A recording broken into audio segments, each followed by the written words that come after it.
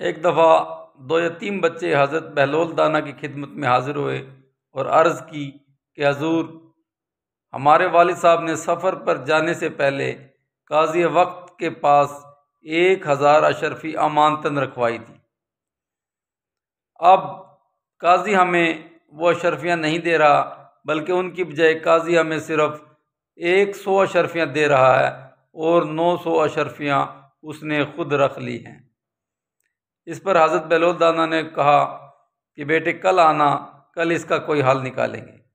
اگلے دن حضرت بہلول دانا نے بادشاہ وقت کے دربار میں حاضر ہو کر عرض کی کہ حضور، ان بچوں کے والد نے قاضی وقت کے پاس امانت رکھوائی تھی، تو اس سلسلے میں قاضی وقت کو اپنے دربار میں طلب فرمائے۔ بادشاہ نے حکم دیا اور قاضی کو اپنے دربار میں طلب کر لیا۔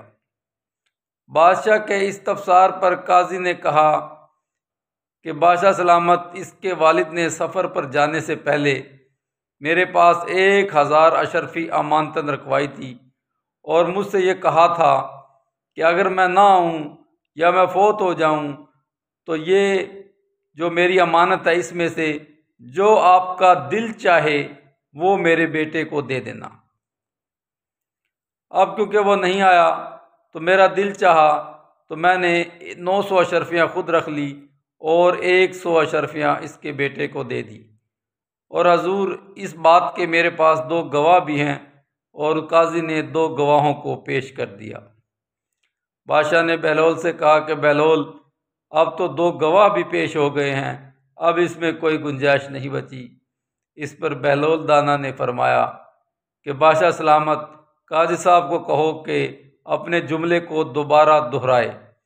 اس پر قاضی صاحب نے جملہ دہرایا کہ اس شخص نے مجھ سے کہا تھا کہ جو آپ کا دل چاہے وہ میرے بیٹے کو دے دینا۔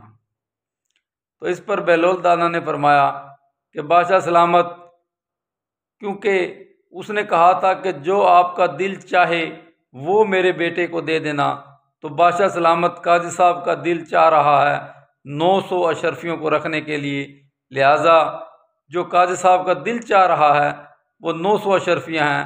اس طرح 900 اشرفیاں ان یتیم بچوں کو دی جائیں اور 100 اشرفی قاضی صاحب خود رکھے۔ اس پر بادشاہ نے کہا کہ بالکل بجا فرمایا، اس کا یہی مفہوم نکلتا ہے، اور اس طرح بادشاہ نے حکم دیا کہ 900 اشرفیاں ان یتیم بچوں کو دی جائیں اور 100 اشرفی قاضی خود رکھے۔ اس طرح حضرت بہلول دانا نے اپنی ذہانت سے اور اپنے فہم و فراست سے ان یتیم بچوں کا مال انہیں واپس دلوا دیا۔